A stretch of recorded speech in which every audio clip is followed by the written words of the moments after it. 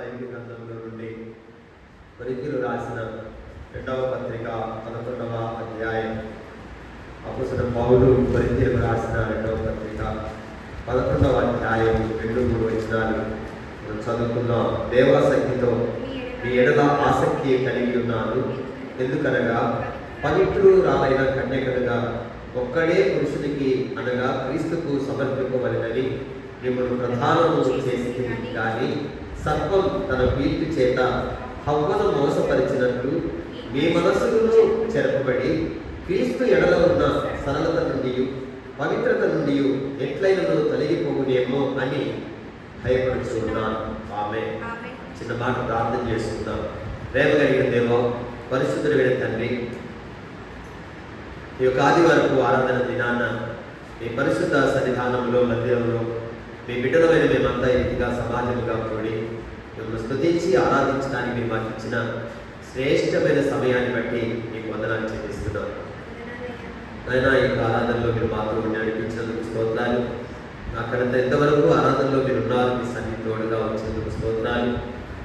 ఈ ప్రత్యేక సమయంలో ప్రభువా, మీ సేవకుని మీ పక్షంగా నిలబడి నాయన మీ వాక్యాన్ని నాయన బిడ్డలకు అందిస్తుండగా నన్ను కనబడకుండా చేసి నన్ను వంటిన మీ మాటలు పెట్టి నాతో మా అందరితో మీరు మాట్లాడి మహిమను పొందమని ఈ లేఖనాన్ని మాకు విరిచి వడ్డించమని యేసుక్రీస్తు వారి ఉన్నతమైన నామమున ప్రార్థించి వేడుకుంటున్నాం తండ్రి, ఆమేన్.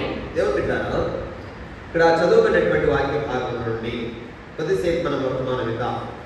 అపోస్తలుడైన పౌలు తన యొక్క 2వ మిషనరీ ప్రయాణంలో కొరింథీ సంఘాన్ని దర్శించారు. 2వ మిషనరీ ప్రయాణంలో కొరింథీ పట్టణానికి వెళ్ళి సువార్త ఆయన ప్రకటించారు. మనం అపోస్తలుల కార్యంలో 18వ అధ్యాయంలో మరి కొరింథీలో జరిగినటువంటి పరిచర్యలకు వచ్చి మనము చదువుకోగలుగుతాం.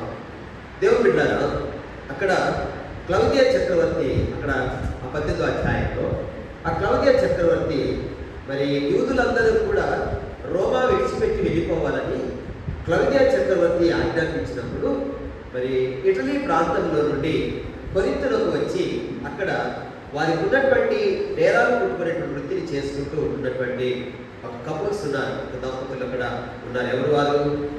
అకుల, ప్రిస్కిల. వారు అక్కడ వాళ్ళు నేరాలు కుట్టుకుంటున్నారు.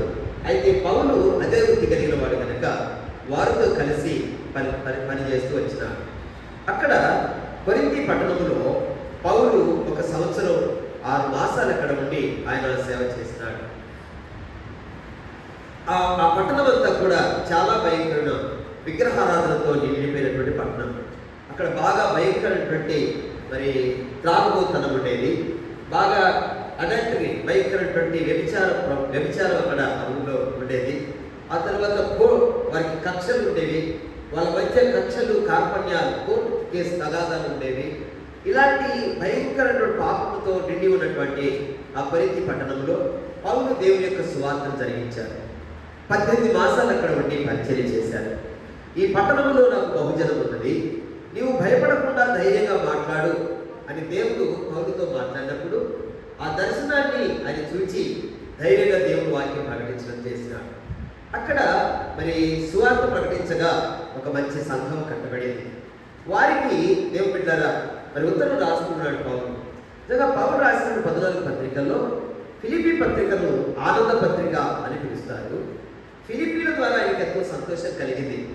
మాసిదోనియా ప్రాంతంలో ఉన్నటువంటి ఫిలిప్పీ సంఘం ద్వారా పౌలుకి ఎంతో సంతోషం, ఆనందం కలిగింది. ఫిలిప్పీ పత్రికను ఆనంద పత్రిక అని పిలుస్తారు. వాళ్ళ విషయంలో ఆయన సంతోషించాడు. వారు నిరుపేదలైన వారి దాతృత్వం విస్తరించిందంటూ వారు మనపూర్వకంగా పరిశుద్ధుల కలిగిన పరిచర్యలో మనస్ఫూర్తిగా పాల్పొందుతూ వారు తమ శక్తి సామర్థ్యం కొలదే కాక సామర్థ్యం కంటే మించి చేశారని, ప్రభువునకు మాకు కూడా వారు తమను తాము అప్పగించుకున్నారని వారి విషయమై 2వ కొరింథీ పత్రిక 8వ అధ్యాయంలో సాక్ష్యం చెప్పారు. అంటే ఫిలిప్పీ సంఘం కొరకు ఎంతో మంచి సంతోషమైన ఉంది. అయితే కొరింథీల విషయంలో ఎంతో బాధపడ్డారు. ఎందుకంటే కొరింథీ సంఘస్థులు పౌలు అర్థం చేసుకోలేకపోయారు. ఒకసారి 2వ కొరింథీ పత్రిక 10వ అధ్యాయంలో 2వ వచనం చూసినట్లయితే, శరీర ప్రకారము నడుచుకుని వారమని మమ్మను గురించి కొందరు అనుకునుచున్నారు కారా. అంటే వీళ్ళ గురించి గురించి అపొస్తలుల గురించి కొరింథీ సంఘంలో ఉన్నటువంటి వారు కొందరు ఏమనుకుంటున్నారంటే వీళ్ళు శరీర ప్రకారంగా నడుచుకునేవారు కదా అని అనుకుంటున్నారంట. ఇంకా చాలా విచారకరమైన మాట ఏంటంటే 2వ కొరింథీ పత్రికలో 13వ అధ్యాయంలో మరి 6వ వచనం మనం చూసినట్లయితే అక్కడ చాలా ఆశ్చర్యకరమైన మాట మనకు కనబడుతుంది. చూడండి, మేము భ్రష్టులము కామని మీరు తెలుసుకుందరని నిరీక్షించుచున్నాను అన్నాడు. మేము భ్రష్టులము కాము అని మీరు తెలుసుకోవాలని నిరీక్షించుచున్నాము అన్నాడు. అంటే అర్థం ఏంటి? పౌలును వారు భ్రష్టుడు అన్నట్లుగా అనుకున్నారు. నిజంగా ఆ విషయంలో ఆ మాట రాసేటప్పుడు ఎంత బాధపడ్డాడో ఆయన. దేవుడు పెట్టారా, జాగ్రత్తగా వాక్యాన్ని గమనించండి. కొరింథీ సంఘము పౌలు అర్థం చేసుకోలేకపోయారు. వారు పౌలుకి ఎంతో దుఃఖం, బాధ కలిగించారు. అయితే దేవుడు పెట్టారా, మరి ఇక్కడ ఆయనకు భయం కలుగుతున్నట్టుగా చూస్తున్నాం మనం. వాళ్ళకి ఉత్తరం రాసిన 11వ అధ్యాయం ఏం రాస్తున్నాడంటే, దేవాసక్తితో మీ ఎడల నేను ఆసక్తి కలిగి ఉన్నాను అంటున్నాడు. అంటే దేవుడిచ్చిన ఆసక్తిని పౌలు కలిగి ఉన్నాడు. సంఘం విషయంలో ఆయనకి ఎంతో ఆసక్తి ఉంది. దేవాసక్తితో మీ ఎడల నేను ఆసక్తి కలిగి ఉన్నాను అన్నాడు. చాలా రకాలైన ఆసక్తులు ఉన్నాయి బైబిల్లో. ఒకటి మరి ప్రార్థన కొరకైన ఆసక్తి. అపొస్తలుల కార్యములు 12వ అధ్యాయంలో 5వ వచనంలో చూస్తాం, పేతురు చెరసాలలో ఉంచబడెను, సంఘమైతే అతని కొరకు అత్యాసక్తితో ప్రార్థన చేయుచుండెను అని రాయబడి ఉంటుంది. ఆ తర్వాత అపొస్తలుల కార్యంలోనే 17వ అధ్యాయంలో 11వ వచనంలో వీరు తెస్సలోనికలో ఉన్న వారి కంటే గనులై ఉండిరి కనుక ఆసక్తితో వాక్యమును అంగీకరించి అని రాసి ఉంటుంది. అంటే బెరయ సంఘ విశ్వాసం గురించి రాయబడ్డ మాట అది. ఆసక్తితో వాక్యమును అంగీకరించి అంటే ఆ వాక్యం కొరకు వాళ్ళకి ఏముంది? ఆసక్తి ఉంది, ఆసక్తి ఉంది. అంతేకాదు, ఇదే కొరింథీ పత్రికలు అంటాడు, మీ ఆసక్తిని చూసి అనేకులు ప్రేరేపించబడ్డారు అన్నాడు. దేని కొరకు ఆసక్తి? 2వ కొరింథీ పత్రికలోనే మీరు చూడండి దయచేసి 9వ అధ్యాయం, 2వ కొరింథీ పత్రిక 9వ అధ్యాయం 3వ వచనం, మీ ఆసక్తిని చూసి అనేకులు ప్రేరేపించబడి. అంటే దేవుడికి ఇచ్చే విషయంలో వారి కలిగి ఉన్న ఆసక్తిని బట్టి అనేక మంది ప్రేరేపించబడ్డారు. మరి ప్రభు కృపను బట్టి ఈ వారంలో, మొన్న వారంలో, పోయిన వారంలో 28, 29 తారీఖు 2 దినాలు తెల్లదోర్పల్లి చర్చ్ నందు మరి చిల్డ్రన్ క్యాంప్ అరేంజ్ చేసుకున్నాం. ప్రభుత్వ కృప వల్ల 100 మంది పిల్లలు హాజరయ్యారు. చాలా ఆశ్చర్యం వేస్తుంది నాకు. చాలా మంది దేవుడు తీసుకొచ్చారు. మందిరం అంతా నిండిపోయింది. ఇక్కడ నుంచి మన మరి కృపామని వచ్చినారు. అలాగే సంఘస్థులు పిల్లలందరూ కూడా ఇక్కడ నుంచి సండే స్కూల్ టీంకి సాగర్, అలాగే ఇక్కడ నుంచి మా పిల్లలు కూడా అందరూ వచ్చారు. వాళ్ళు చక్కగా తీసుకుని వెళ్ళాం. వాళ్ళకి కావాల్సింది మంచిగా చూసుకున్నాం. వాళ్ళకి ఏ ఇబ్బంది లేవు చూసి మంచి విషయాలు చెప్పారు. విజయవాడ నుండి రోజు నుంచి వచ్చిన టీం వాళ్ళు స్టంట్ గురించి మాట్లాడారు. ఏ స్టోరీ చెప్పారు? మిషనరీ స్వార్థికుల గురించి చెప్పారు. మొదటి రోజు ఫస్ట్ సెషన్ కదా, తర్వాత 2వ సెషన్లో పరలోకం గురించి మాట్లాడారు. 2వ రోజున సునీల్, అనిల్ అనే ఇద్దరు మరి ఆ స్నేహితులు గురించినటువంటి ఒక స్టోరీ మంచిగా చెప్పినారు. లాస్ట్లో మరి నయమాన్ ఇంటిలో ఉన్నటువంటి ఆ ఇశ్రాయేల్ దేశం చిన్నది ఎలా సాక్షిగా జీవించింది. అలాగే పిల్లలు కూడా వారు ఉన్న ప్రతి స్థలంలో సాక్షులుగా ఉండాలి అనేటువంటి విషయాన్ని బోధించడం జరిగింది. దాదాపు 20,000 రూపాయలు పైచి ఖర్చు పెట్టాం. ప్రభు దయ వల్ల చాలా బాగా కార్యక్రమం మంచిగా జరిగింది. దేవుడు బిడ్డరా, దేవుని కార్యక్రమాలు జరుగుతున్నప్పుడు దేవుని కొరకు ఇచ్చే విషయంలో మనందరం కూడా ఏమై ఉండాలి? ఆసక్తి కలిగి ఉండాలి. మనం దేవుని కార్యాల కొరకు ఇస్తున్నప్పుడు మనం ఇచ్చేదాన్ని బట్టి మిగిలిన వారు కూడా ఏం చేయబడాలంటే ప్రేరేపించబడతారు. అయ్యో వారు చూడండి, దేవుని మందిరం కొరకు, పరిచర్య కొరకు, దేవుని కార్యక్రమాలు జరిగేదాని కొరకు మరి దేవుడు వారికి ఇచ్చిన దాని నుండి దేవుడి కొరకు ఖర్చు పెడుతున్నారు. మనం చేయాలి మన వంతు అని మనల్ని చూసిన వారి ఇతరులు కూడా ప్రేరేపించబడాలి. బైబిల్ అదే రాస్తుంది, ఈ ఆసక్తిని చూసి అనేకులు చెప్పండి ఏం చేయబడ్డారు? ప్రేరేపించబడ్డారు. కనుక దేవుడు బిడ్డారా, సత్యాసక్తి ఉన్నది. ప్రార్థన కొరకు ఆసక్తి, వాక్యం కొరకు ఆసక్తి, దాతృత్వం విషయంలో ఆసక్తి, సత్యం పట్ల ఆసక్తి, ఇలా ఉన్నారు. అంతేకాదు 69వ కీర్తనలో 9వ వాక్యం చూసినట్లయితే అక్కడ కీర్తనకారుడు దావీదు ఇలా అంటున్నాడు, నీతిని గురించిన ఆసక్తి నన్ను భక్షించి ఉన్నది, భక్షించి. అంతేకాదు సంఖ్యాకాండంలో 25వ అధ్యాయం 13వ వచనం చూడండి దయచేసి. సంఖ్యాకాండము 25:13 సంఖ్యాకాండం 25:13.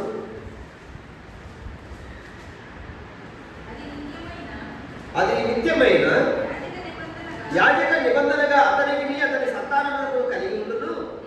ఏలైనగా అతడు తన దేవుని విషయమందు ఆసక్తి గలవాడై. ఆ సందర్భం అంతా మనకు తెలుసా? కాంటెస్ట్ ఏంటంటే అక్కడ ఇశ్రాయేలీయులు షిత్తీములో దిగినప్పుడు మోయాబీయులతో వ్యభిచారం చేశారు. వాళ్ళు వ్యభిచార పాపాన్ని దేవుడు సహించేవాడు కాదు. దేవుడు బిడ్డలారా, ఆ దేవుడు, మనం నమ్మిన దేవుడు, సేవిస్తున్న దేవుడు పరిశుద్ధుడు. ఆయన పాపమును అసహించుకునేవాడు. 5వ కీర్తనలో రాసి ఉంటుంది ఆయన గురించి, నీవు దుష్టత్వమును చూచి ఆనందించు దేవుడవు కావు, చెడుతనములకు నీ యొక్క చోటు లేదు, డాంబికులు నీ సన్నిధిలో నిలవలేరు, పాపము చేయి వారందరూ నీ దృష్టికి అసహ్యులు అని రాసింది బైబిల్లో. కనుక పాపాన్ని, చెడుతనాన్ని దేవుడు అసహించుకుంటాడు.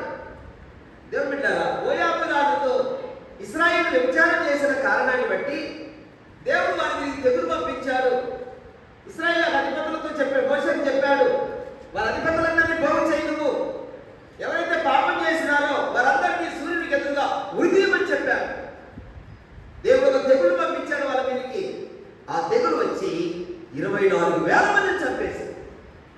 ఇంత జరుగుతున్నప్పటికీ ఒకనొక వ్యక్తి కొచ్చిబి అనేటువంటి ఒక మోయాబీయులను వెంట పెట్టుకుని ధైర్యంగా ఇశ్రాయేలు సమాజంలోకి వచ్చేశాడు. వారిద్దరూ కలిసి ఉన్నారు ఒక చోట. అప్పుడు అహరోను మునిమనుమడు, ఆ తరువాత ఫీనెహాస్ అనేటువంటి వ్యక్తి ఆయన ఒక ఈట పట్టుకొని లేచి వచ్చి వారు పడక దగ్గరికి వచ్చాక వారిద్దరు ఈటతో చంపేశాడు. రాసిన బైబిల్లో 106వ కీర్తన 30వ వచనం చూడండి దయచేసి. 106వ కీర్తన 30వ వచనం. ఫీనెహాసు లేచి పరిహారం చేయగా తెగులు ఆగిపోయాను.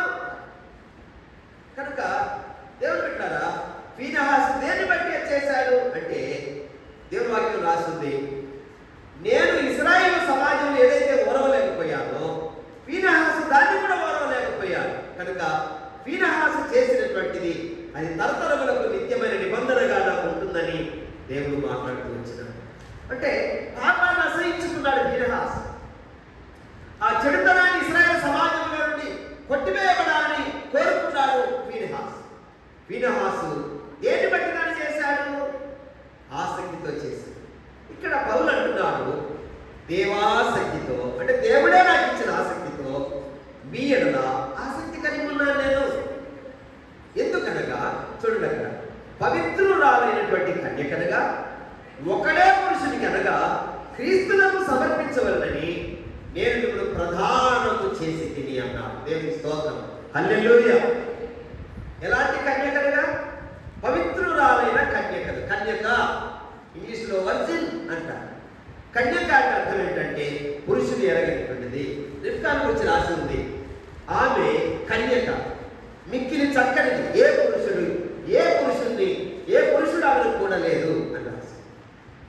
అంటే ప్రభువైన యేసుక్రీస్తు గాక మరి ఎవ్వరిని కూడా మనసులో ఆరాధించకుండా, సేవించకుండా ఉండే వారిని ఆధ్యాత్మిక పరిభాషలో కన్యక అని సంబోధిస్తారు.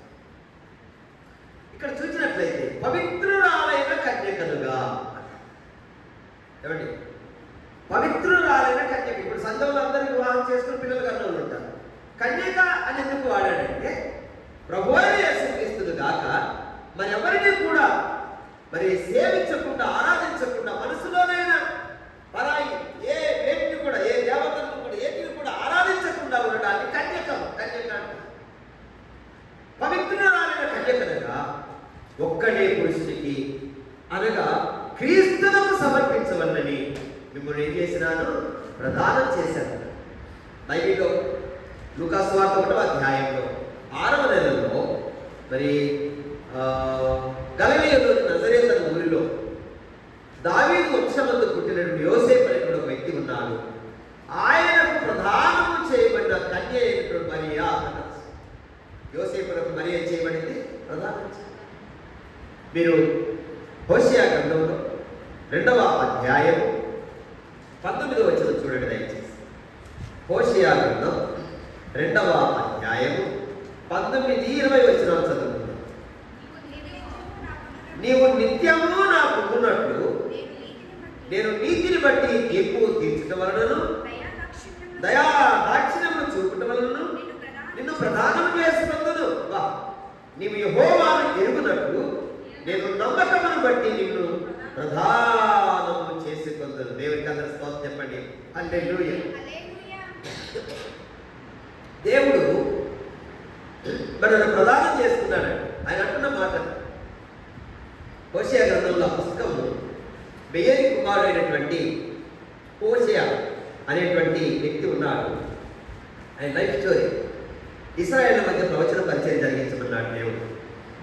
ఆయన భార్య మరి ఆమె గోమెర్ యుకలయీము కుమార్తె గోమెర. ఆమె పరాయి పురుషులతో కలిసి పిల్లలు కన్నది. ఆ తర్వాత వెళ్ళి ఆమెను చేర్చుకొని ఆమెను పెళ్లి చేసుకో అని చెప్తాడు. అంటే ఆ మాట హోషేయకు ఎందుకు చెప్పాడంటే, నా ప్రజలైన ఇశ్రాయేలీయులందరూ కూడా విగ్రహారాధనకు లోబడి వాళ్ళంతా చెడిపోయారు, వాళ్ళు భయంకర పాపంలో పడిపోయారు. అయినా సరే వాళ్ళని నేను నా భార్య అంటే నా భాగస్వామిగా చేసుకోవడానికి నేను ఇష్టపడుతున్నాను అనే దాన్ని ప్రవక్త జీవితంలో ప్రాక్టికల్గా అనుభవించేటట్టుగా ఆ విషయం చేయడానికి దాన్ని నెరవేర్చడానికి ఎంత వేదన పడతాడో అనేది తెలుసుకొని వాళ్ళకు బోధించడం కొరకు దేవుడు అలా అనుమతించాడు.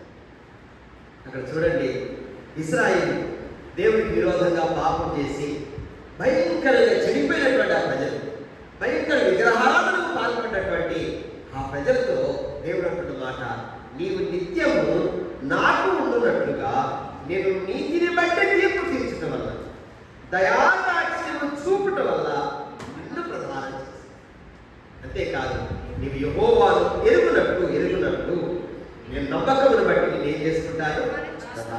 సంఘానికి మీద దేవుడు నిత్యము మనం ఆయనతో ఉండాలని కోరుకున్నాం. మీకు అర్థమైందా? మనం ఎప్పుడు ఆయనతో ఉండాలని కోరుకున్నాం. మొదటి నుంచి ఆయన కోరిక అదే. నిర్గమకాండంలో 20వ అధ్యాయము 8వ వచనంలో నేను వారిలో నివసించినట్టు వారు నాకు పరిశుద్ధ స్థలము నిర్మించాలి అన్నాడు దేవుడు. అంటే దేవుడు నరులతో నివాసం చేద్దామనుకున్నాడు, మనుషులతో సహవాసం చేద్దామనుకున్నాడు. దేవుడు మరి తన కొరకు ఒక ప్రజలను ఏర్పాటు చేసుకోవాలనుకున్నాడు. తన కొరకు ఒక స్వకీయ సంపాద్యమును జనాంగమును భూమి మీద ఏర్పాటు చేసుకుందాం అనుకున్నాడు. దాని కొరకే తన కుమారుడు యేసుక్రీస్తుని లోకానికి పంపించి ఆయన శిలువలో మరణించుటను బట్టి, ఆయన రక్తాన్ని చిందించుటను బట్టి, ఆయన రక్తం వల్ల సంపాదించబడ్డ సంఘం ఏదైతే ఉందో ఆ సంఘముతో ఆకాశమండలమైన వివాహం జరగబోతుంది. రక్తం వల్ల సంపాదించుకున్నటువంటి సంఘాన్ని ఆయన రాకడకు సిద్ధపరచడానికి పరిశుద్ధాత్మను పంపించి పెళ్లి కుమార్తెగా సంఘాన్ని దేవుడు సిద్ధపరచుకుంటున్నాడు. ఆయన ఆయత్తపరచుకుంటూ ఉన్నాడు. ఎందుకంటే నిత్యము మనం ఆయనకు ఉండాలని ఆయన కోరుతున్నాడు. ఇక్కడ రాసి ఉంటుంది. మీరు ఒకసారి ప్రకటన గ్రంథం 21వ అధ్యాయం, ప్రకటన గ్రంథము 21వ అధ్యాయం,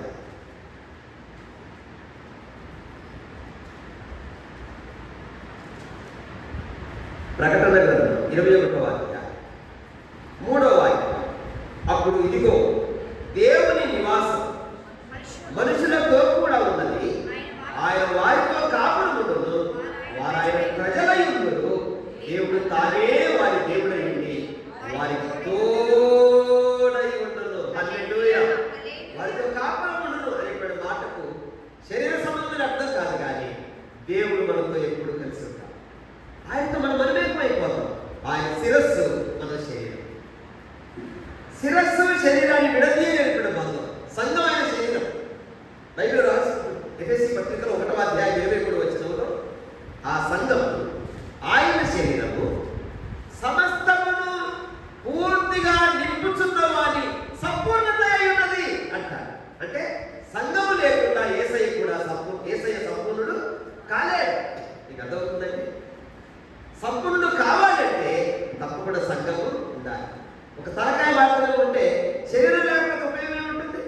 కనుక ఆయన శిరస్సు సంఘం అనేటువంటిది ఆయన యొక్క శరీరం. కనుక ప్రియులారా, సంఘానికి చాలా ప్రాధాన్యత ఇచ్చాడు ఆయన. సంఘానికి చాలా విలువ ఇచ్చాడు ఆయన. నేను లోగడ మీకు చెప్పాను, ఎంతమంది గుర్తుందో నాకు తెలియదు. ఎఫెసు పత్రికలో సంఘానికి దేవుడిచ్చిన ఆధిక్యత రాయబడి ఎఫెసు పత్రిక మొదటి అధ్యాయంలో సంఘాన్ని ఏమి సంబోధించాడు? శరీరం అని చెప్పాడు. ఆ సంఘమైన శరీరం అని చెప్పాడు. ఎఫెసు పత్రికలో సంఘాన్ని శరీరం అన్నాడు. రెండవ అధ్యాయంలో కట్టడం అన్నాడు. క్రీస్తు యేసు ముఖ్యమైన మూలరాయి ఉండగా మీరు అపోస్తలులు ప్రవక్తలు వేసిన పునాది మీద కట్టబడి ఉన్నారు. ప్రతి కట్టడము అంటారు, అంటే ఒక కన్స్ట్రక్షన్తో పోల్చాడు. రెండవ అధ్యాయం. మూడవ అధ్యాయం మర్మము అన్నారు. నాలుగవ అధ్యాయం సంపూర్ణ పురుషుడు అన్నాడు. ఐదవ అధ్యాయంలో వధువు అన్నాడు. ఆరవ అధ్యాయంలో నా సైన్యం అన్నాడు. హల్లెలూయా. గుర్తుందా మీకు? చెప్పాను కదా. నేను అనుకుంటాను, దేవుడు ఒక నోరిచ్చాడు, ఏ చెవులిచ్చాడు అంటే తక్కువ మాట్లాడాలి, ఎక్కువ వినాలి. ఎక్కువ వినడానికి 2 చెవులు, తక్కువ మాట్లాడడానికి ఒక నోరు. ఈ 2 ఓపెన్ ఇచ్చాడు. ఇది ఒకటి మూసినట్లయితే ఈ వెళ్ళి తట్టుకొని ఆగేసి ఇటు వింటున్నా, ఈ చెవితో ఓపెన్ ఉంది. ఇప్పుడు ఇటు వింటున్నావు, ఇటు అంతేనా? వాక్యం గుర్తుంచుకోలేదమ్మా. చెప్పారు కదండి, పౌలు చెరసాలలో ఉండి 4 పత్రికలు రాశారు.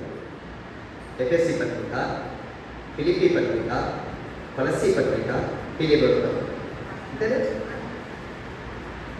అసలు నిజంగా ఈ రోజుల్లో విచారకరమైన సంగతి ఏంటంటే, వాక్యాన్ని ఏం చేస్తున్నారంటే ప్యూర్ వాక్యం చెప్పట్లేదు. చాలా సంఘాలు చూస్తున్నారు కదా, చాలా వేదన పడుతుంటాను. మీటింగ్స్కి వెళ్ళినప్పుడు కొంతమంది మాట్లాడుతుంటే ఏం మాట్లాడుతున్నాయి అసలు చదివేది ఏంటి, చెప్పేది ఏంటి, తలా తోకలేకుండా మాట్లాడుతుంది. అసలు ఏం మాట్లాడుతున్నా అర్థం కావట్లేదు. అసలు ఆయన అసలు ఏం చెప్తున్నాడు దానికన్నా అర్థమవుతుందా అనిపిస్తుంది. బైబిల్ రాస్తుంది ఇర్మియా గ్రంథంలో 23వ అధ్యాయంలో 28వ వచనంలో కల కలిగిన ప్రవక్త దాని యొక్క భావమును తెలియజేయవలెను. నా వాక్కు ఎవరికి ఉండునో వాడు సత్యమును బట్టి మాట్లాడవలెను. ధాన్యములకు చెత్తకు ధాన్యంతో ఏ సంబంధం? కలగలిగిన ప్రవక్త దాని భావం చెప్పాలి. నా వాక్కు ఎవరికి ఉంటుందో, అంటే నా వాక్యం ఎవరి దగ్గర ఉంటుందో, నా వాక్యం ఎవరికి ఉంటుందో వారు సత్యాన్ని బట్టి మాట్లాడాలి. సత్యం అంటే ఏంటిది? యోహాను సువార్త 17:15లో యేసయ్య చెప్పింది ఏంటి? సత్యమందు ఆయన ప్రతిష్ఠ చేయి, నీ వాక్యమే సత్యం. 119వ కీర్తన ఏం రాసింది? 160వ చరణంలో నీ వాక్య సారాంశము సత్యం. కనుక మనం మాట్లాడుతున్నప్పుడు నా వాక్కు ఎవరికైతే ఉంటుందో వాడు సత్యమును బట్టి మాట్లాడాలి, వాక్యాన్ని బట్టి మాట్లాడాలి. వాక్యమే మాట్లాడాలి. వాక్యమును ప్రకటించమన్నా, వాక్యం ప్రకటించమన్నా, పెట్టకథలు కట్టకథలు చెప్పమన్నాడా? వాళ్ళు చాలా మంది ఏం చేశారు? పొల్యూషన్ చేశారు. పెట్టకథలు, కట్టుకథలు లేని వాటిని ఏంటేంటో కల్పించి ఏదేదో చెప్పి సంఘాలు భ్రష్టు పట్టించారు. వీళ్ళ మైండ్లో ఎట్లుంటుందంటే వాళ్ళు చెప్పిన కథలు గుర్తుంటున్నాయి కానీ వాక్యం గుర్తుంది. ఏదో పెట్టక చెప్తే ఎన్ని సంవత్సరాలైనా ఆ కథ గుర్తుంటుంది. మరి వాక్యం యేసయ్య చెప్పారు, నా వాక్యమునకు మీ హృదయంలో మీ అంత చోటు లేదు కనుక మీరు నన్ను కొడదామనుకుంటున్నారు. వాక్యానికి నీ హృదయంలో చోటు ఉండాలి, నీ గుండెల్లో వాక్యం ఉండాలి, నీ హృదయంలో నీ దగ్గర వాక్యం ఉండాలి, నీ నోట్లో వాక్యం ఉండాలి, నీ హృదయంలో వాక్యం ఉండాలి. వాక్యంలో మనం నిలిచి ఉండాలి. బైబిల్ రాసింది, మీరు నా వాక్యమందు నిలిచిన వారైతే నిజముగా నాకు శిష్యులై ఉండి సత్యమును గ్రహిస్తారు. అప్పుడు సత్యం మిమ్మల్ని ఏం చేస్తుంది? స్వతంత్రముగా చేస్తుంది.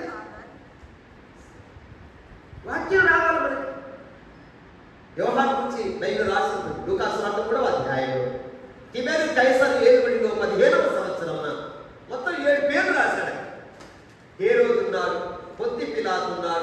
ముసానియా ఉన్నాడు, ఆ తర్వాత అన్న ఉన్నాడు, కయప ఉన్నాడు.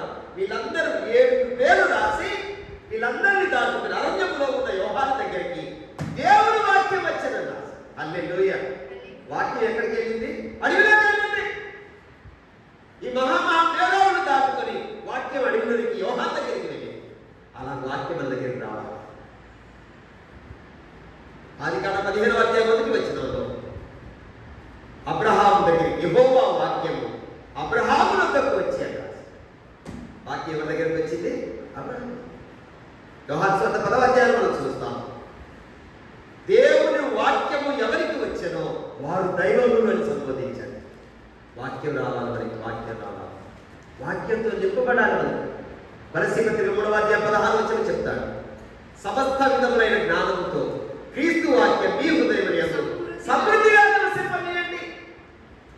వాక్యంతో నింపబడాలి మన హృదయాలు. చెత్త చెదారం ఉండదు మన హృదయాలు.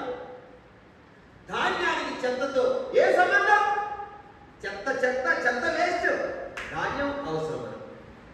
వాక్యం ధాన్యం, ఆకాశ ధాన్యం అన్నాడు దేవుడు. వాక్యం ఆహారం, మన్నా. అయితే చెత్త అనేటువంటిది దానివల్ల మనకి ఉపయోగం. కనుక వాక్యం మీద, వాక్య బేస్ మీద కట్టుకోవాలి మన జీవితం. మన ఆధ్యాత్మిక జీవితాలు వాక్యం మీద కట్టుకోవాలి. కొరింథీ పత్రికలో చెప్పాడు కదా, మొదటి కొరింథీ పత్రిక 3వ అధ్యాయం, నేను నేర్పలేని శిల్పకారుడు లేకు నాది వేసి మరి ఒకటి దాని మీద కట్టుచున్నాడు. ప్రతి వాడు తాను ఎలాగో కట్టుచున్నాడో జాగ్రత్తగా చూస్తున్నాడు. బంగారము ప్రతి వాడి యొక్క పని ఆ దినమున పరీక్షించబడుతుంది. వెండి, బంగారము, వెలగడగాలు, గడ్డి, కర్ర, కొయ్యకాలు మొదలైన వాటితో కట్టినీడలా వాడి వాడి పని కలవడము. ఆ దినమున అది తేటపరచబడును, బయలుపరచబడును. చూడండి, అగ్ని చేత కాల్చబడి ఏదైతే పని మీద మిగిలి ఉంటుందో అప్పుడు మనకి జీతం దొరికిందంట. అగ్ని చేత కాల్చబడితే వారికి నష్టం కలిగింది. అంటే మనం చేసే పరిచర్య పని రేపు క్రీస్తు న్యాయపీఠం ముందుకు పోయి తీసుకెళ్ళినప్పుడు అగ్నితో పరీక్షిస్తాడు దేవుడు. అగ్నితో పరీక్షించడం అంటే అర్థం ఏంటి? ఇర్మియా గ్రంథము 23వ అధ్యాయం 29వ వచనం, నా మాట అగ్ని వంటిది కాదా, బండలను బద్దలు చేసే శుద్ధ వంటిది కాదా అన్నాడు. వాక్యమే అగ్ని. కనుక వాక్యము అగ్ని చేత మనం చేసిన పరిచయం తీసుకెళ్ళినప్పుడు దేవుని దగ్గరికి ఆయన పరీక్షించినప్పుడు వాక్యంతో కట్టినటువంటి వారు, వాక్యం మీద కట్టుకున్న వాళ్ళు ఎవరైతే ఉన్నారో వారు నిలబడతారు.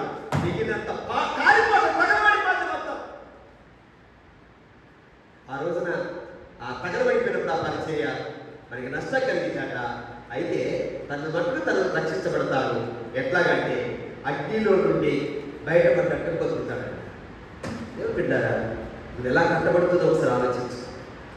దేవాసక్తితో మీ ఎడల నేను ఆసక్తి కలిగి ఉన్నాను. పవిత్రురాలైన కన్యకలుగా ఒక్కడే పురుషునిగా యేసుక్రీస్తును సమర్పించాలని నేను మిమ్మల్ని ఏం చేశాను? ప్రదానం చేశాను. అంటే బాగా ప్రదానం జరిగింది, ఇంకా వివాహం జరగబోతుంది. గొర్రెపిల్ల వివాహ మహోత్సవంలో ప్రభువైన యేసుక్రీస్తునకు పట్టప్రాయం అవుతామని పరిశుద్ధాత్మ దేవుడు మరి పెళ్లి కుమార్తెగా తయారు చేస్తాడు. అర్థమైందా? రూతు బోయజు దగ్గరికి వెళ్ళిందా? కళ్ళములు ఆయన ఎదుర్కోవడానికి వెళ్ళింది. ఏం చేసి బయలుదేరిందామా? నయోమి చెప్పిందేంటి? ఆ 3వ అధ్యాయం, అమ్మా నువ్వు స్నానం చేయి, తైలం రాసు, వస్త్రాలు కట్టుకో, తైలం రాసు. ఆ తర్వాత కళ్ళములోనికి బయలుదేరిందంట. కళ్ళ బట్టే దీపడి స్నానం చేసేటువంటి అర్థం బాప్తిసం తీసుకో. మీకు అర్థమైంది? బైబిల్ అదే చెప్తుంది. కీదు పత్రిక 3వ అధ్యాయము 5వ వచనంలో మనము నీతిని అనుసరించి చేసిన క్రియల మూలముగా కాక తన కనికరము చొప్పునే, అనగా పునర్జన్మ సంబంధమైన స్నానము ద్వారాను పరిశుద్ధాత్మ మనకు నూతన స్వభావం కలగ చేయడం ద్వారా మనల్ని రక్షించెను అని రాసింది. పునర్జన్మ సంబంధమైన స్నానం అంటే బాప్తిసం తీసుకోవడం. బాప్తిసం మన పాపాలు కలగబడతాయి. బోయజు దగ్గరికి వెళ్ళాలంటే, కళ్ళములు ఆయన ఎదుర్కోవడానికి వెళ్ళాలంటే స్నానం చేసి వస్త్రాలు ధరించుకొని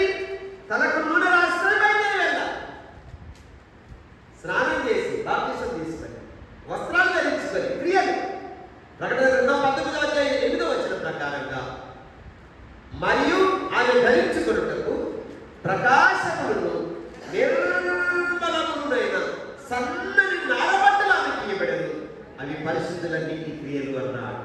బట్టలు అంటే క్రియలు, నీతి క్రియలు, పరిశుద్ధ క్రియలు. తలాంటి పని దేవుడు ఆత్మలు కలిగిన వారు. కళ్ళంలో కళ్ళముకి, కళ్ళం అంటే అర్థం ఏంటి? కళ్ళంలో ఏం జరిగి చెప్పండి? ధాన్యం శుభ్రం చేయాలి. చెత్త చెదారం అంతా తూర్పాలు పెట్టినప్పుడు అంత కొట్టుకొని మీకు అర్థమైందా? ఆయన చేతిలో ఉన్నది. ఆయన తన కళ్ళను బాగుగా శుభ్రం చేసి కొట్టులో ధాన్యం పోస్తాడు, పొట్టును ఆరని అగ్నితో కాలుస్తాడు రాసి.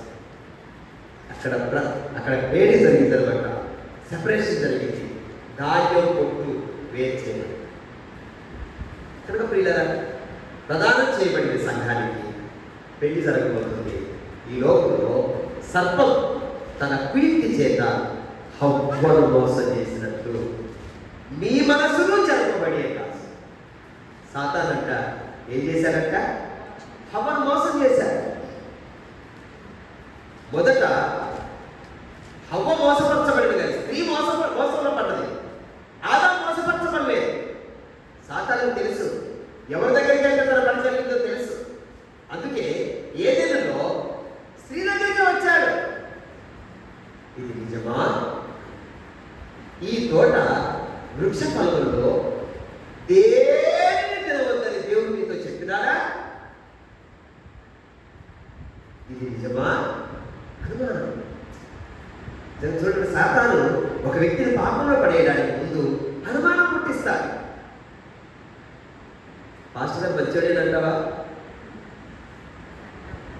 ఏమో, పాస్టర్ గారు మంచి యథార్థంగా ఉంటాడా? ఏమో తెలియదు కానీ పాస్టర్ గారు మంచోడు కాదు.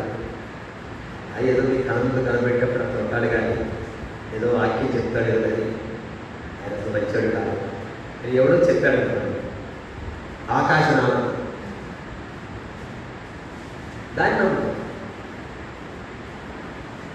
సాతాను చెడు నిజంగా విచిత్రం ఏంటంటే, సర్పము ఏదైనానికి రావడానికి ముందు దేవుడితో ఆదాము హవ్వలు ఒక 100 సంవత్సరాలు ఉంటారు. ఏమంటే 100 సంవత్సరాలు ఎంత కలిసి ఉన్నారంటే ఎంత అటాచ్మెంట్ ఉంటుంది, ఎంత కమ్యూనికేషన్ ఉంటుంది, వాళ్ళ మధ్య ఎంత అవినాభావ సంబంధం ఉంటుంది చెప్పండి. దేవుడు వారు ఎంతగా అర్థం చేసుకున్నారు. ఎవరు 6 నెలలు కలిసి తిరిగితే వారు వీరు వారవుతారని చెప్తారు కదా పెద్దలు. మరి 100 సంవత్సరాలు దేవుడితో కలిసి జీవించినటువంటి వారు అసలు దేవుని యొక్క మంచితనం, దేవుని ప్రేమ, ఆయన మంచితనం, ఆయన దయ, ఆయన యొక్క మరి సకల శుభ లక్షణాలన్నీ తెలుసు, అనుభవించారు. ఆయన సాహచర్యం, ఆయన సహవాసంలో ఆయన ఎలాంటి వాడో ఆయనకు తెలుసు. అపరిచితుడైనటువంటి వ్యక్తి అప్పుడే వచ్చాడు. వచ్చి ఇది నిజమా? ఈ తోటలోని వృక్ష ఫలముల్లో దేవుడు ఏమి తినద్దని చెప్పాడు. ఆయనతో దేవుడు చెప్పింది ఏంటి అసలు? ఆదికాండం 2వ అధ్యాయం 16 వచనం చదవండి. ఆదికాండం 2:16. మరియు దేవుడే యెహోవా ఈ తోటలో ఉన్న ప్రతి వృక్ష ఫలమును తినమన్నాడా? తినొద్దన్నాడా? మరి వాడేమంటున్నాడు? వచ్చి దేన్ని తినొద్దన్నాడా? మరి ఎందుకు వేశాడు? అన్ని చెట్లు వేసి, కాయలు కాసినట్టు చేసి, ఫలించేటట్టు పండ్లు తయారు చేసి, అట్లా చూసుకుంటా వినోదం కట్టేసి, ఇది ఇండైరెక్ట్ వాడి యొక్క భాష. అప్పుడు ఆమె చెప్పింది, లేదు ఈ తోట వృక్షం నిజంగా ఆడవాళ్ళ నోట్లోనంట నువ్వుగిద్దలుకున్నాను అంట. అస్సలు సిస్టర్స్కి ఏదైనా ఒక మాట చెవులు పడితే ఆ బజారంతా సాయంత్రం తెలవకపోతే వీళ్ళకి అస్సలు తిన్నది అరగదన్నట్టు. పురుషులు ఉన్నంత స్టామినా దయచేసి ఏమనుకోండి, మంచిగా కానీ చెప్పలేక నేను మాట్లాడతాను. ఏంటి ఆడవాళ్ళు అంటున్నాడు అయ్యగా, ఏమన్నా చీపా? నేనే చీప్ కాదు. చీప్ అంటే మీరు నేనే ముఖ్యం. ఏమండి, ఆ స్త్రీ ఈ తోట వృక్ష ఫలములో మేము అన్ని తినొచ్చు, తోట వృక్ష ఫలంలో ఉన్నటువంటి వాటి మేము తినవచ్చు. అయితే తోట మధ్యలో ఉన్న మంచి చెడుల తెలివినిచ్చే వృక్ష ఫలములు మేము తినకూడదు, తినే దినమున మేము చచ్చిపోతామని దేవుడు చెప్పాడు. అప్పుడు సాతాను మీరు చావనే చావరు. యేసుప్రభు చెప్పాడు యోహాను సువార్తలో, వాడు ఆది నుండి అబద్ధికుడు, అబద్ధములకు జనకుడై ఉన్నాడు. వాడు మాట్లాడినప్పుడల్లా వాడి స్వభావం అనుసరించే మాట్లాడు. అంటే సైతాన్ స్వభావం ఏంటి? అబద్ధం చెప్పడం, మోసం చేయడం, వంచడం సాతాన్ యొక్క లక్ష్యం. మీరు వాటిని తిరిగిదమున అడన్నమాట సర్పం మాట్లాడుతుంది చూడండి. మీరు తిరుదిరమున మీ కన్నులు తెరవబడి మంచి చెడులను తెలుసుకునేటువంటి వివేకం కలిగిన వారై దేవతల వలె ఉందరని దేవుడికి తెలుసు. ఏమనుకుంటున్నారయ్యా? అది తింటే కళ్ళు తెరవబడతాయి, మీకు మంచి చెడులు వివేకం వస్తుంది, జ్ఞానం వస్తుంది. అంతేకాదు మీరు దేవతల్లాగా ఉంటారు. మీరు ఎలా ఉంటారు అంటే, ఇప్పుడు ఇండైరెక్ట్గా క్వశ్చన్ అంటే, నా కళ్ళు తెరవబడటం, నేను తెలివిగల వాళ్ళు అవ్వటం, అసలు దేవతల్లాగా అవ్వడం నేను ఇష్టం లేదా అనుకుంటూ ఆ వృక్షం వేసేసి అంటే సైతాన్ని వేసి ట్యాబ్లెట్ మించి ఆ వృక్షం వేసి చూడగానే ఆహారమునకు మంచిది, కన్నులకు అందమైనది, వివేకం ఇచ్చే రమ్యమైనది చూచి దానిలో కొన్ని తీసుకొని తిని తన భర్తకు ఇచ్చాను. వాస్తవంగా ఆదాములో దీనిలో భాగం లేదు అసలు. ఆ పనిలో అదవుతుందండి. మొదట స్త్రీ అపరాధంలో పడ్డది. తిమోతి పత్రికలో రండి దయచేసి, 2వ అధ్యాయం, తిమోతికి రాసిన మొదటి పత్రిక 2వ అధ్యాయం 13వ వచనం. మొదట ఆదామును తరువాత హవ్వయును నిర్మింపబడిన కారా, మరియు ఆదాము మోసపరచబడలేదు కానీ స్త్రీ మోసపరచబడి అపరాధములో పడి. మరి ఆదాము ఏం చేశాడు? ఎందుకు జరిగింది సార్? ఇప్పుడు ఆమె తిన్నది. ఆజ్ఞను ఏం చేసింది? అతిక్రమించింది. పాపం చేసే ప్రతి వాడు ఆజ్ఞను అతిక్రమించదు. ఆజ్ఞ అతిక్రమమే. ఇప్పుడు ఆమె ఆజ్ఞ అతిక్రమించిన దాన్ని బట్టి ఏం చేసింది? పాపం చేసిన దాన్ని బట్టి ఆమె ఏమొచ్చింది? ఆమెకు పాపం వచ్చే జీతం మరణం. ఇప్పుడు తాను తినకుండా అలా ఉండిపోతుంది ఆదాము. ఆమె పాపం చేసిందైంది. పాపమును బట్టి దాని ఫలితం మరణించి నరకాలి. ఇప్పుడు ఆదాము ఏం చేశారంటే, తాను ఒక్కతే పాపంలో పడిపోయి విద్యార్థించడానికి వెళ్ళిపోద్దని తాను కూడా తిన్నాడు. ఆదాము ఎందుకు తినాల్సి వచ్చిందంటే, తాను కూడా పాపముగా అవడానికి ఇష్టపడ్డాడు. ప్రభువైన యేసుక్రీస్తు వారు చేసిందని 2వ కొరింథీ పత్రిక 5:21లో, ఎందుకనగా మనము ఆయన యందు దేవుని నీతి అన్నట్లు పాపమెరగని ఆయనను దేవుడు పాపముగా చేశాను. ఆదాము కూడా ఏం చేశాడంటే, ఆదాము తెలుసు నేను తినకుండా సపరేట్ ఉంటే అసలు ఆమె ఇద్దరు వేరేమో కనుక ఎప్పుడా నాతో ఉండాలి అనే ఉద్దేశంతోనే యేసయ్య ఎట్లాగైతే సంఘాన్ని ప్రేమించి ప్రాణం పెట్టాడో అలాగున దేవుడు బిడ్డల ఆదాము హవ్వ ఇచ్చినప్పుడు తిని తిన్నారని రాసి అందుకోసం సర్పము తన ప్రీతించి హవ్వను మోసపుచ్చి, చూడండి ఏం చేసింది ఆమె? క్రీస్తు ఎడల, చూడండి, హవ్వను మోసపరిచినట్లు క్రీస్తు ఎడల ఉన్న సరళత నుండి, పవిత్రత నుండి ఎట్లయినా తగ్గిపోతారేమని మీ విషయమై నాకు భయమవుతా ఉంది అన్నాడు. అంటే అక్కడ కొరింథీయులకు రాసిన 2వ పత్రిక 11వ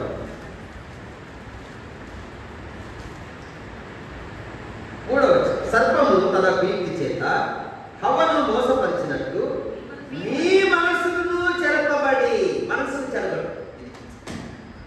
సైతాన్ చేసే పని ఏంటంటే మనసును చెరప. ఇప్పుడు మీ మనసుల్లో దైవ సేవకులు మా కోసం ఎంతో ప్రార్థిస్తున్నారు. మేము ఒకప్పుడు రక్షణ లేకుండా దేవుని దూరస్తులుగా ఉన్నాం. మేము మారుమనసు లేకుండా, రక్షణ లేకుండా దేవుని దూరంగా ఉన్నాం. దైవజనులు మా దగ్గరికి వచ్చారు, మమ్మల్ని కలుసుకున్నారు, మా కోసం ప్రార్థన చేశారు, మాకు సువార్త చెప్పారు, మమ్మల్ని దేవుని యొక్కకు నడిపించారు. మేము రక్షణ పొందడానికి ప్రయాసపడ్డారు. మేము దేవుని నిలిచి ఈ రోజున దేవుని కొరకు జీవిస్తున్నామంటే, దేవుని కొనసాగుతున్నామంటే ఆ దైవజనులు వాళ్ళ ప్రయాసం, వాళ్ళ కష్టం, వాళ్ళ కన్నీలే కారణం అని నీ మనసులో పడుతుంది. సైతాన్ చేసేది ఏంటి తెలుసా? అవన్నీ చెప్పేస్తాయి. నీ మనసును చెప్పు. దైవ సేవకుల పట్ల నీకు సదభిప్రాయం లేకుండా చేస్తాయి. అంతకుముందు నీకు ముందున్నటువంటి దైవజనుల పట్ల నీకున్న ప్రేమ, నీకున్నటువంటి అభిమానం, నీకున్న గౌరవభావం, నీకున్నటువంటి భయము, లోబడేటువంటి స్థితి, విధేయత చూపించేటువంటి మనస్సు, ఇదంతా చెడబడతా. ఆయన చెప్తే మనం వినాలా? ఆయన లోబడాలా? ఆయన చెప్పినట్టు మనం చేయాలా? ఆయన చెప్తే అల్లాలా మనం మందిరానికి? ఆయన చెప్తే మనం ప్రార్థన చేయాలా? ఆయన చెప్తే మనం ఇయ్యాలా? ఆయన చెప్తే మనం సహకరించాలా అని నీ మనసంతా ఏం చేయబడింది? చెడబడుతుంది. ఎవరు చెప్పాడు? సైతాను చోటించావు కనుక నీ మనసు వాడి సర్పము తన కుయుక్తి చేత హవ్వను మోసపరిచినట్లుగా మీ మనసులో చెరపబడి క్రీస్తు ఎడల ఉన్న సరళత నుండి, పవిత్రత నుండి ఎట్లయినా తగ్గిపోతుందేమని మీ విషయమై నేను భయపడను. నాకు భయంగా ఉంది, నాకు భయం వేస్తా ఉంది మీ గురించి. ఎందుకంటే క్రీస్తు ఎడల ఉన్న సరళత అంటే అర్థం ఏంటి? స్ట్రైట్ ఫార్వర్డ్ ఉంటాం. సరళత అంటే అర్థం ఏంటంటే తిన్నగా ఉండడం, కరెక్ట్గా ఉంటాం, సక్రమమైన మార్గంలో ఉంటాం, సరైనటువంటి మార్గంలో ఉండడం. క్రీస్తుకు మనకు స్ట్రైట్ ఫార్వర్డ్గా ఉండడం. ఎప్పుడైతే మన మనసు చెరపడుతుందో అప్పటి నుంచి తగ్గిపోతుంది. చూడండి, వాళ్ళు ఎప్పుడైతే సర్పం వాళ్ళని మోసపుచ్చినాడో వెంటనే వాళ్ళ దేవుడికి దూరం అయింది. అప్పటిదాకా దేవుడికి అంత దగ్గరగా ఉన్నారు, దేవుడితో కలిసి మాట్లాడారు, సంభాషించేవారు, సహవాసం చేసేవారు, దేవుడిని చూడకుండా ఉండేవాళ్ళు కాదు. ప్రతి దినం చల్లపూట దేవుడు ఆదాబా అనగానే ఇద్దరు పరిగెత్తుకొని వచ్చేవాళ్ళంట. వాళ్ళిద్దరు కూడా ఆయన భుజాల మీదకి ఎక్కేవాళ్ళంట. వాళ్ళు భుజాల మీదకి ఎక్కించుకొని ఏదైనా ముక్క తిప్పేవాళ్ళంట. అంతగా దేవుడితో వాళ్ళు మమేకమైపోయారు, అంతగా దేవుడితో కలిసి ఉన్నారు, దేవుడితో అంతగా సహవాసం చేశారు, ఎంతగానో సంతోషించారు దేవుడితో. వారు దేవుడి సహవాసం ఎంతగానో ఆనందించారు. వారు ఎప్పుడైతే వాళ్ళ మనసు చెరపబడిందో జరిగింది ఏంటి తెలుసా? ఆదామా నీవు ఎక్కడా అని దేవుడు ప్రశ్నించినప్పుడు ఆదామిస్తున్నటువంటి సమాధానం, నీ స్వరము విన్నప్పుడు మేము దిగంబరులము గనక నీకు భయపడి నీ ఎదుటికి రాకుండా చెట్ల చాటును దాక్కున్నాము. అంటే దేవుడికి దూరం అయిపోయారు, దేవుడితో కమ్యూనికేషన్ తెగిపోయింది, దేవుడితో సహవాసానికి దూరం అయింది. దేవుడిట ఎప్పుడైతే దైవజనుడితో సహవాసానికి దూరం అవుతావు, దేవుడి సేవకు అటాచ్మెంట్ తగ్గిపోతావు, దైవజనుడితో ఎప్పుడైతే నీ కమ్యూనికేషన్ గ్యాప్ వస్తుందో అప్పుడే నిజంగా నీ మనసు చెరపబడతా ఉంటుంది. యేసయ్య శిష్యులు ఉన్నారు, ఆ చలిమంట దగ్గర కానీ, ఆ సైనికుడు ప్రధాన యాజకుడి ఇంటి ముందు కానీ నీవు ఆయనతో కూడా ఉన్నావు కదా. ఎందుకంటే నీ మాట, నీ పలుకు ఆయనలాగే ఉన్నాయి. అరే నువ్వు ఆయనతోనే ఉన్నావు కదా, యేసయ్యతో ఉన్నావు కదా నువ్వు. అరే ఎక్కడ తెలుసు నీకు? నీ మాట, నీ పలుకు అంటే దేవుడికి ఎప్పుడైతే మనం సహవాసానికి చూడండి, ఏ మాస్టర్ గారితో సహవాసం చేస్తే వాళ్ళ ప్రేయర్ ప్యాటర్న్, వాళ్ళు ఎట్లా ప్రార్థన చేస్తారు, వాళ్ళు ఎట్లా మాట్లాడతారు, వాళ్ళు ఎలాగా పాడతారు, ఇట్లాగా అవుతాయి. ఎవరైనా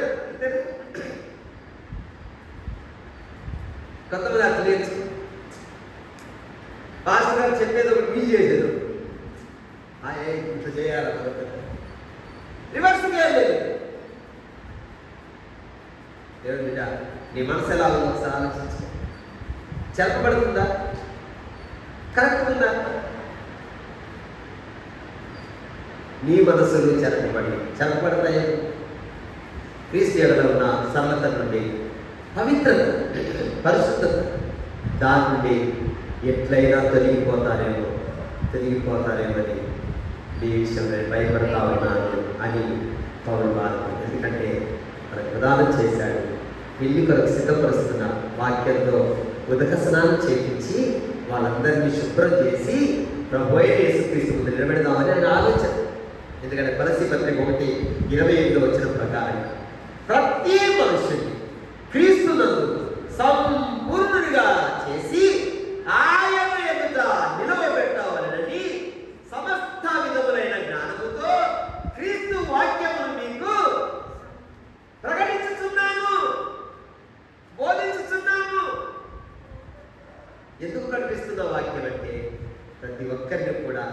క్రీస్తునందు సంపూర్ణంగా చేసి ఆయన ఏం చేయాలి? నిలబెట్టాలి. దేవుడు బిడ్డారా, ఈ లోపల ప్రధానం జరిగింది పెళ్లి ముందుగా. దేవుడు బిడ్డారా, నీ మనసును చెరపబడి దేవుడికి దూరం అయిపోతారేమో, క్రీస్తుకు దూరం అవుతారేమో అని పౌరుకు మనసులో ఒక వేదన, బాధ, ఒక భయం, ఒక ఆందోళన కలుగుతుంది. దేవుడి బిడ్డ, మీ హృదయాలు ఎలా ఉన్నాయి ఒకసారి పరీక్షించుకోండి. అపవాదికి చోటు ఎప్పుడీ అంటారు. నిన్ను పాడు చేసేవారు, నీ మనసును చెడగొట్టేవారు, దేవుడి సేవకునికి దూరం చేసేటువంటి వారు ఎవరైనా నీకు ఏదైనా మరి నీ హృదయం విషపించని నాటితే దానికి అవకాశం లేదు. ఎందుకంటే నిన్ను దేవుడికి దూరం చేయాలని సాతానే ఉద్దేశం. నిన్ను దేవుడు ఎక్కడ ఏ ఉపదేశం వల్ల రక్షణకు నడిపించాడు, ఏ సంఘము నుండి నాటాడో అక్కడ స్థిరంగా నిలిచాడు. దేవుడికి ప్రణాళిక, దేవుడికి ఆలోచన. నువ్వు వచ్చినావంటే దేవుడి సన్నిధికి సంఘంలో చేర్చబడ్డావంటే ఒట్టిగా దేవుడు రాలేదు. దేవుడు తీసుకొచ్చాడు, దేవుడు చేర్చుకున్నాడు, దేవుడు నడిపించాడు. ఆయన నీ పట్ల ఒక సంకల్పం ఉంది. ఆయన మందిరంలో నిన్ను నాటి శ్రేష్టమైన ఉపదేశంలో నిన్ను పెంచి నిన్ను బలపరచాలని, స్థిరపరచాలని, పరిపూర్ణంగా చేసి ఆయన ముందు నువ్వు నిలబడాలనేటువంటి ఉద్దేశంతో దేవుడు నమ్మకాన్ని ఆలోచించాడు. యెరూషలేములో ఎరుకకు దిగిపోయిన మనుషులు దొంగల చేతిలో పట్టడం ఎట్లాగైతే ఆ సమయం మంచి సమయం కలుసుకొని జాలిపడి పరామర్శించి కట్టు కట్టి వాడికి తీసుకొని బూటకుల వారికి అప్పగించినట్లుగా దేవుడు నిన్ను సేవకులకు అప్పగించింది. పూటపూలు వారి మన దేవుడి సంఘం చెప్పుకోవచ్చు. అది 2 దేనాలు ఇచ్చారు. పాత నిబంధన కొత్త నిబంధన. ఇదిగో ఇతని విషయంలో నేను కేవలం ఖర్చు చేస్తే నేను వచ్చిన తర్వాత మొత్తం ఇస్తా. ఈ విషయంలో నువ్వు జాగ్రత్తగా చూసుకొచ్చేదాకా అని చెప్పి దైవ సేవకుడికి అలాగ ఆధ్యాత్మిక పెంపకానికి నువ్వు అప్పచెప్పి దేవుడు వెళ్ళా. ఆయన వచ్చేదాకా నువ్వు జాగ్రత్త చూసుకోవాల్సిన బాధ్యత సేవకుడు ఉంది. అందుకే దేవుడు వాక్యం రాసింది హెబ్రీ పత్రికలో 11వ అధ్యాయంలో 17వ వచనంలో, మీ పైని నాయకులుగా ఉన్నవారు లెక్క ఒప్ప చెప్పవలసిన వారి వలె ఉండి మీ ఆత్మను కాయించున్నారు. వారు దుఃఖముతో ఆ పని చేసినట్లయితే మీకు నిష్ప్రయోజనం అన్నారు. ఎలా కాస్తున్నారట మిమ్మల్ని? లెక్క ఒప్ప చెప్పవలసిన వారి వలె ఉండి అన్నారు. అంటే అకౌంటబిలిటీ. దేవుడు ఎంతమంది అయితే దైవసేవకులకు అప్పగించారో వాళ్ళందరి గురించి జవాబుదారితనం దైవం జరుగుతుంది. వాళ్ళందరి గురించి దేవుడికి మనం ఆయన ఏం చేయాలి? బైబిల్ రాసింది. ఒకసారి మత్తయి సువార్తలోకి వస్తే 25వ అధ్యాయం చూడండి దయచేసి. మత్తయి సువార్త 25వ అధ్యాయం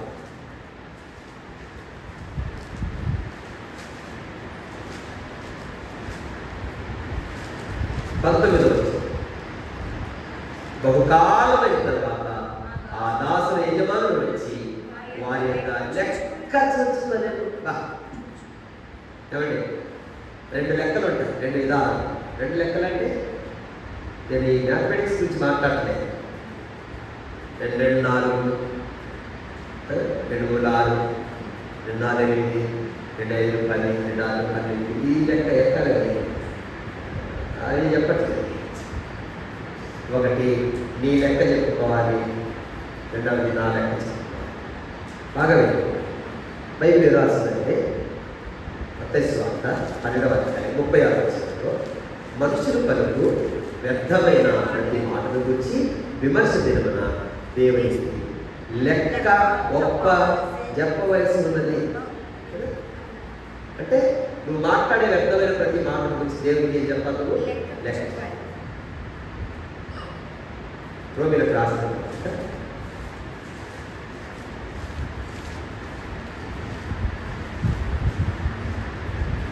14వ అధ్యాయం 11 నా తోడు ప్రతి మోకాలు నా ఇంట్లో, నా తోడు ప్రతి మోకాలు నా ఇంట్లో, ప్రతి నాలుకయు దేవుడు స్థితించుదని ప్రభు చెప్తున్నాడు. అది రాయబడింది కనుక మనలో ప్రతి వాడు తన గురించి దేవునికి లెక్క అప్పగించగలరు. అంటే మీ లెక్క మీరు చెప్పు. దేని గురించి చెప్పుకోవాలి? మీరు మాట్లాడే వ్యర్థమైన ప్రతి మాట గురించి దేవుడు ఏమండి? అందుకోసమే దేవుడు ఆకాశం అందున్నాడు. ప్రసంగి 5 చెప్తాడు, దేవుడు ఆకాశం అందున్నాడు, మీరు భూమి మీద ఉన్నారు, మీ మాటలు కొద్దిగా ఉన్నారా ఉంటున్నారా? చాలా జాగ్రత్తగా మాట్లాడాలి, చాలా జాగ్రత్తగా మాట్లాడాలి. ఉప్పు వేసినట్టు రుచిగా నీ మాటలుండిన గొప్ప మేలు పొంది నీవు గౌరవింపబడుదువు. ఉప్పు వేసినట్టు రుచిగా నీ మాటలుండిన గొప్ప మేలు పొంది నీవు గౌరవింపబడుదువు. నీ మాటలే అపరాధిగా నిన్ను తీర్పు తీర్చును. నీ మాటలే అపరాధిగా నిన్ను తీర్పు తీర్చును. నీ మాటలే నీతిమంతునిగా నిన్ను తీర్చును. జీవం మరణం చాలు కవచము, జాగ్రత్త పరచు నీ నాలుకను. కాని మాటలాడక ఏది మాట చెప్పక కాచుకో నీ పెదవులు భద్రముగా. కాని మాటలాడక ఏది మాట చెప్పక కాచుకో నీ పెదవులు భద్రముగా. జీవం మరణం నాలుక వశము, జాగ్రత్త పరచు నీ నాలుక. ఏమండి? నీ లెక్క నీకుంది, నా లెక్క నా లెక్క ఏంటి? ఇప్పుడు చదవండి, మత్తయి సువార్త 25:10.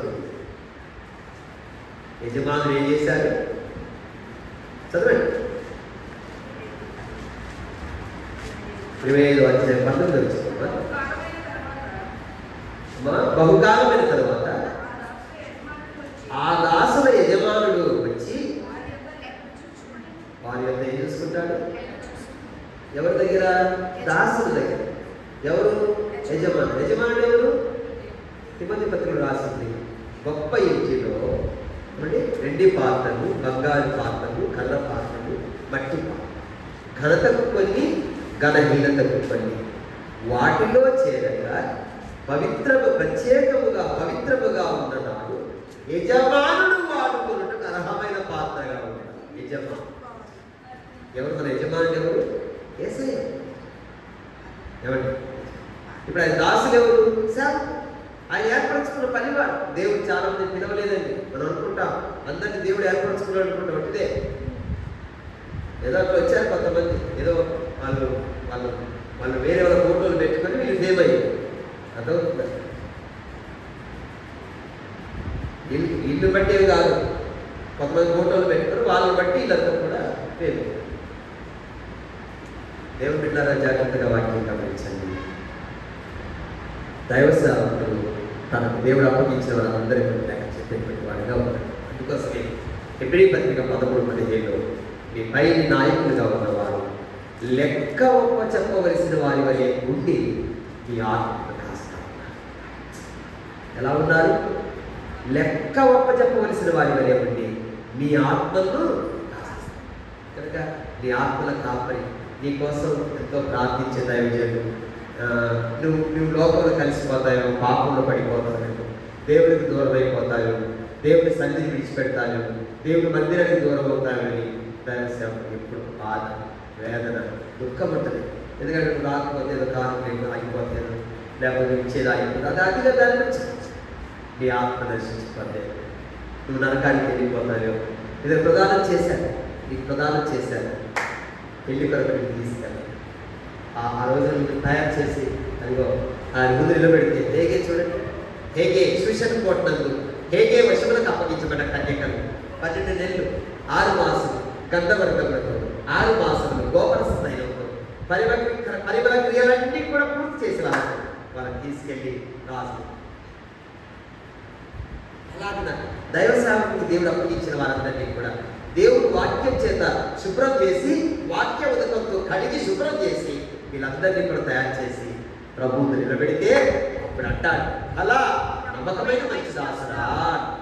హల్లెలూయా. హల్లెలూయా. దానికోసం ఈ ప్రయాసం, దానికోసం ఈ పాపం, దానికోసం ఈ సాక్రిఫైస్. లేకపోతే నాకు సెకండరీ కాలేజ్ కంప్లీట్ మంచి ఉద్యోగ అవకాశం వచ్చింది. సెకండరీగా ఈరోజు జాబ్ చేసుకుంటే లక్షల రూపాయల జీతం, పెద్ద పనుల చాలా గొప్ప స్థితిలో ఉండేవారు. నిజంగా ఈ ప్రాంతానికి వచ్చి ఎన్నో కష్టాలు, నిజంగా ఈ కష్టం పర్లేదు అనేది నా జీవితంలో లేదు. ఆకలి అంటే నాకు తెలుసు, బాధ అంటే నాకు తెలుసు, దుఃఖము నాకు తెలుసు, అవమానం నాకు తెలుసు, నిద్ర నాకు తెలుసు, బాధ నాకు తెలుసు, దెబ్బలు నాకు తెలుసు, చీత్కారం నాకు తెలుసు, అవమానం నాకు తెలుసు. అన్ని అనుభవించాను నా జీవితం. 33 సంవత్సరాల సేవలో ప్రతి బాధను నేను అనుభవించాను. దుఃఖము, కన్నీరు, బాధ, వేదన, ఆర్థిక బాధ, అనారోగ్య సమస్యలు, అవమానం, ప్రతిదీ అనుభవించాను నా జీవితం. ఎందుకు కష్టాలు? దేవుని కోసం ఆయన పిలిచాడు. పిలిచిన వాడు నమ్మదగిన వాడు, ఆయన సహాయం చేస్తాడన్న ధైర్యంతో ఈ పనిని నమ్మకంగా జరిగింది. రెస్పాన్సిబిలిటీ, అకౌంటబిలిటీ కలిగి చేస్తున్నాడు. కనుక ఈ విషయం అర్థం చేసుకొని దేవుని బిడ్డలారా మీరంతా నడుచుకోవాలని నేను నా చేతులు జోడించినట్టు అనుకుంటున్నాను. దేవుడు వాక్యాన్ని మనకి దీవించుకుంటారు.